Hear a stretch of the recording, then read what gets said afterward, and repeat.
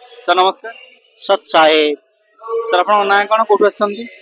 मो ओडिशा रु आछि अनुगुल जिल्ला रु आछि मो ना हजि अरुण कुमार दास।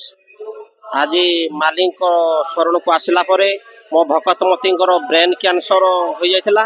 मालिक दयारु मो भकतमती एबे सुस्थ अछंती। ए समागम को भी आसीछंती तांकर बहुत पुण्य होजी। तापरे ए दासर मध्य बहुत मानसिक थिला, दुर्बलता थिला, आर्थिक अवस्था दूर करछंती परमात्मा। सेथिलागि आज्ञा आमे बहुत खुशी। सर आपन संत रामपाल जी महाराज शरण केबे आसिले? मो 2022 मसीहा अक्टोबर 17 तारिख परमात्मा को संत राम पाल जी शरण को आसती।